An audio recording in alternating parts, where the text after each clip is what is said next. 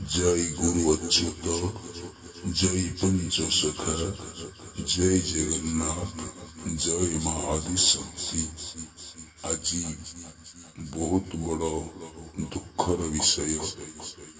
आज ये सारा विश्व जिते देश अच्छी सबु देश ठारू आम भारत एक महान देश।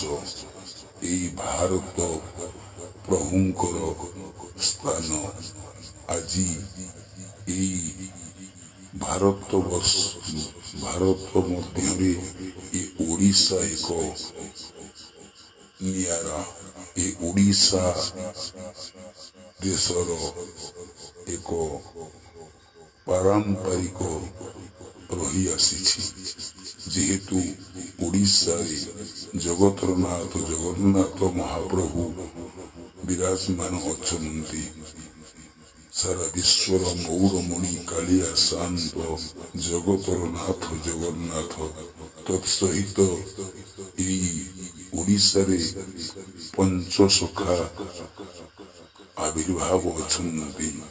किंतु सबुठारु दुखदायक आज ओडिशा रे जगन्नाथ संस्कृति को अपप्रचार करुछंती केते गुड़ी जैनिक व्यक्ति।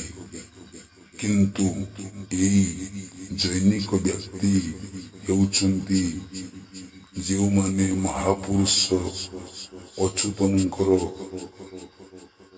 बाणी एवं मालिका को अपप्रचार करुछंती। सेई अपप्रचार करुथिबा व्यक्ति मानक उपरे आज सारा ओडिशा रे चांचल्य सृष्टि करिछि। चलचंचल करिछि डामरा कुआ। एई डामरा कुआ पापी मानक संहार करिबा पाई जहार मस्तकरे बसुछि खाली राबुछि का आज डामरा कुआ आउ केही नुहे पापी मानु को संहार करिबा पाई। जिमती ये मनीष आज कलिकी साजिछि क्यों कहउछंती। कलिकी अवतार जन्म नहीं सारे जाजपुर जो कलिकी बोली कहउछंती सेही पापी माने कहउथिबा कलिकी को आज डामरा कुआ साजिछि काल भैरवी। जय गुरु अच्युत जय जगन्नाथ जय पंचसखा।